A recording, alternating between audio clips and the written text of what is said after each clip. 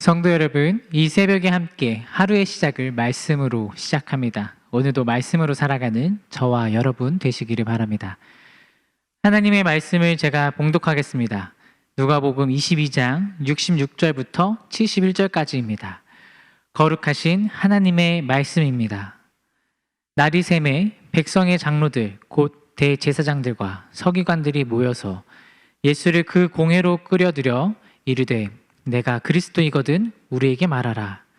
대답하시되 내가 말할지라도 너희가 믿지 아니할 것이요 내가 물어도 너희가 대답하지 아니할 것이니라. 그러나 이제부터는 인자가 하나님의 권능의 우편에 앉아 있으리라 하시니 다 이르되 그러면 내가 하나님의 아들이냐.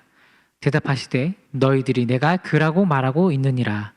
그들이 이르되 어찌 더 증거를 요구하리요 우리가 친히 그 입에서 들어노라 하더라. 아멘. 우리가 계속해서 누가복음에 나타난 주님의 순환을 묵상하며 한 주를 보내고 있습니다.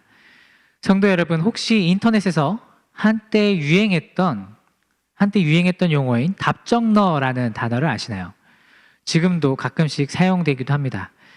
이 말의 뜻은 답은 정해져 있으니 너는 대답만 하면 돼 라는 말을 줄인 것으로 상대방에게 의도적으로 이리저리 질문을 하면서 상대의 의견을 물어보는 것 같지만 사실은 자신이 듣고 싶은 말을 상대에게서 듣기 위해 의도적으로 말하는 것을 의미합니다.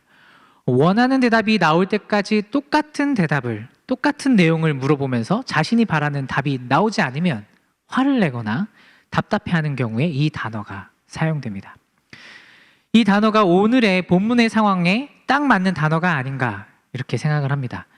백성의 장로들, 즉 대제사장들과 서기관들이 그들의 마음속에 이미 답을 정해 놓았습니다. 그들의 마음에는 예수님을 죽이려는 목적을 가지고 있었기 때문에 사실 어떤 대답을 하던 그들의 행동은 같았을 것입니다.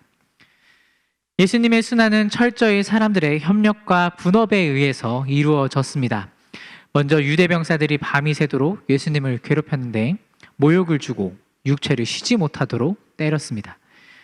그리고 대제사장들과 서기관들, 즉 사내들인 이 공회는 예수님을 차질 없이 십자가에 못 박도록 준비하는 일을 끝냈습니다. 그리고 새벽에 사내들인 공회로 끌고 와서 신성 모독죄의 죄목을 걸었고 빌라도에게 갈 때는 반역자로서 정치적인 죄목을 걸었습니다. 이렇게 분업과 협력으로 인하여 예수님은 십자가에 돌아가실 수밖에 없는 상황이었습니다. 답은 정해져 있었습니다. 예수님이 십자가에 달려 죽음으로 돌아가시는 것 말입니다. 예수님의 상황을 우리의 상황으로 한번 생각해 볼까요? 예수님이 당하신 고난을 한번 우리의 상황으로 생각해 보는 겁니다. 갑작스럽게 저와 여러분들에게 경찰들이 들이닥쳐서 잡아갑니다. 그리고 밤새도록 신문을 합니다. 당신이 이런 죄를 지었는데 이것이 정말 사실인가? 라는 질문으로 밤새 신문을 당합니다. 그리고 재판장에 끌려가 이미 답이 정해져 있는 재판에서 물어봅니다. 당신이 이런 죄를 지었는데 그래서 당신은 이런 벌을 받아야 합니다. 하지만 우리는 이렇게 대답하겠죠. 우리는 항변할 것입니다. 나는 이런 죄를 지은 적이 없습니다. 그런데 재판장에서 증인과 증거가 있습니다. 이렇게 말하면서 우리를 사지로 몰아갑니다. 여러분이라면 어떻게 행동하시겠습니까? 제가 어렸을 적부터 잘 알고 지내고 제가 잠시 필리핀에서 선교를 도와드리던 한 선교사님이 계셨습니다. 약 3년 전에 갑작스런 셋업 범죄에 연루되어서 억울하게 감옥에 가시게 되던 돌발 상황이 발생을 했습니다. 앞서 말씀드린 상황과 그리고 예수님의 상황과 매우 비슷합니다. 선교사로 18년 동안 필리핀에서 헌신하셨는데 불법 무기 소지와 폭발물을 가졌다는 말도 안 되는 신고로 약 3달간 감옥에서 어렵고 힘든 시간을 보내셨다고 합니다. 감옥 안의 상황을 잠시 들었는데 정말 사람이 지낼 만한 곳인가 라는 의문이 들 정도로 열악하고 힘든 곳이었습니다. 4평 공간에 80여 명이 지내고 발 뻗고 잘 수도 없는, 그리고 화장실도 한 칸밖에 없어서 냄새와 질병들로 고통받는 공간에서 그 감옥 안에서 모든 것을 밥 먹는 것조차 해결해야 되는 그런 감옥 속에서 지내셨다고 합니다. 여러분, 상상이나 가십니까? 다행히도 그 후에 보석을 신청하셔서 3개월 뒤 가석방이 되시고 재판이 어렵게 진행되다가 최근에 무죄 판결을 받으시고 한국에 귀국하셔서 안식년을 보내고 계십니다. 이 선교사님이 처음에는 너무나 억울해서 어떻게 나에게 이런 일이 생길 수가 있는가 이렇게 생각하셨다고 합니다. 나를 모함한 사람을 포함해 모든 사람을 원망도 하고 저주도 했지만 그 안에서 하나님을 붙잡았습니다. 하나님의 말씀을 붙잡았죠. 감옥 안에서 시편을 묵상하시면서 하나님의 깊은 만남을 통해 그 상황을 만든 사람들을 용서하게 되었고 그 안에서 감옥 안에서 복음을 전파하시기 시작했습니다. 그러면서 하나님의 선한 인도하심으로 결국에는 최종 무죄 판결을 받으셨습니다. 오랜 시간이 걸렸지만 하나님께 감사하고 하나님께 더 가까이 가는 시간이 되었다라고 이렇게 고백을 하셨습니다. 다시 예수님의 상황으로 돌아와서 볼까요? 예수님은 이런 상황에서 억울한 상황에서 1절 한마디의 변명도 하지 않으셨습니다. 딱 필요한 몇 마디만 하시고 그 외에는 깊은 침묵으로 들어가셨습니다. 69절 말씀을 보면 그러나 이제 후로는 인자가 하나님의 권능의 우편에 앉아 있으리라. 이 예수님께서 하신 말씀은 의미심장한 말씀입니다. 비인격적이고 말이 안 되는 폭력과 재판이 이어지는 가운데 이미 예수님은 이들이 당신을 죽일 계획을 다 알고 계셨습니다. 그런데도 예수님은 절망의 말이 아닌 당신에게 있을 미래의 희망의 말씀을 하십니다. 지금은 이렇게 고통을 당하지만 곧 하나님 보좌 우편에 앉아서 세상을 다스리실 것이다 라고 말씀하시는 것이죠. 예수님은 답을 아셨습니다. 미래에 있을 희망의 답 말입니다.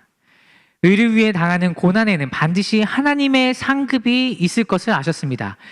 의를 위해 당하는 박해, 억울함, 누명, 슬픔, 불이익 등 이것들은 반드시 미래의 영광을 담보한다는 것을 주님께서 몸소 보여주신 것입니다. 성도 여러분, 하나님은 당신의 백성들이 하나님의 의를 위하여 고통, 고난 당하는 것을 잊지 않으십니다. 반드시 빛나는 면류관과 칭찬으로 보상하십니다. 이것을 가슴 속에 깊이 기억하시기를 바랍니다. 우리 주님께서 몸소 보여주신 그것을 기억하시기를 바랍니다. 만약 우리에게 박해와 고난이 생긴다면 우리는 어떻게 행동할까요? 이 상황을 만든 어떤 사람에게 저주와 원망 혹은 내 자신에게 좌절과 절망을 그리고 하나님께 이 상황이 되도록 무엇을 하셨습니까? 나를 왜 지켜주시지 않으십니까? 라고 원망하고 있지는 않을까요? 참된 그리스도인이라면 우리가 주님을 믿는 그리스도인이라면 예수님처럼 현재의 상황이 아닌 그보다 더 먼 미래를 바라보아야 합니다. 예수님은 현재의 박해 상황이 아닌 그 앞에 펼쳐질 미래의 즐거움을 바라보셨습니다. 그래서 히브리서 기자는 12장 2절에 이렇게 말씀하고 있습니다. 믿음의 주요 또 온전케 하시는 이인 예수를 바라보자. 저는 그 앞에 있는 즐거움을 위하여 십자가를 참으사 부끄러움을 개의치 아니하시더니 하나님 보좌 우편에 앉으셨느니라. 아멘. 사랑하는 성도 여러분, 분명한 것은 우리가 신앙을 가지고 지키며 이 세상을 사는데 항상 즐겁고 복된 일만 있는 것은 아닙니다. 그러나 우리 인생의 끝에는 답이 이미 정해져 있습니다. 바로 우리가 먼 훗날 믿음을 잘 지키며 이 세상을 살다가 그 끝에 하나님 앞에 섰을 때 하나님께서 우리를 칭찬하시고 그에 따른 보상을 해주신다는 것이죠. 그렇기 때문에 우리는 고난을 당하더라도 우리의 상황이 절망적이더라도 어렵더라도 하나님을 주님에 대한 신뢰와 믿음을 잃지 말아야 합니다. 그렇다면 우리는 어떻게 이 믿음을 잘 지킬 수 있을까요? 예수님의 말씀 속에서 그것을 찾을 수 있습니다. 제사장들이 묻습니다. 당신이 하나님의 아들인가? 예수님께서 하나님의 아들로서 자기 자신의 정체성을 확고히 하시며 대답하십니다. 그렇다라고 말씀하신 거죠. 이 대답은 죽음조차 부인할 수 없는 대답이었습니다. 분명한 대답으로 자신의 정체성을 확립하십니다. 그리고 하나님의 사명을 완수하십니다.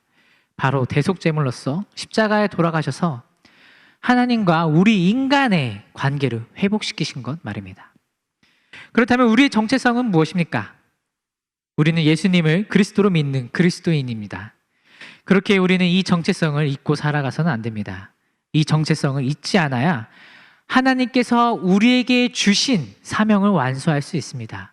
갈라디아서 2장 20절 말씀에 내가 그리스도와 함께 십자가에 못 박혔나니 그런즉 이제는 내가 산 것이 아니요 오직 내 안에 그리스도께서 사신 것이라. 이제 내가 육체 가운데 사는 것은 나를 사랑하사 나를 위하여 자기 몸을 버리신 하나님의 아들을 믿는 믿음 안에서 사는 것이라. 아멘. 사랑하는 말씀상 공동체 성도 여러분, 오늘 이 말씀이 여러분 삶 속에서 이루어지기를 바랍니다. 하나님의 자녀로 참된 그리스도인으로서 정체성을 가지고 이 세상에 고난과 고통이 오더라도 그것을 참고 견디며 기다리며 하나님이 주실 빛난 면류관을 기대하며 매일의 삶을 승리하는 여러분이 되시기를 바랍니다. 기도하겠습니다. 하나님 감사합니다. 오늘 말씀을 통해 주님이 보여주신 행동을 본받아 우리가 이 세상을 어떻게 살아가야 하는지 함께 묵상을 했습니다. 주님, 우리가 먼저 그리스도인으로 정체성을 확립하여 세상에 고난이 몰려오더라도 주님만을 그리고 말씀을 붙잡고 살아가게 하옵소서. 먼 훗날 주님께서 주실 빛난 면류관을 기대하며 오늘을 살아가는 우리 말씀상 공동체가 되게 하옵소서.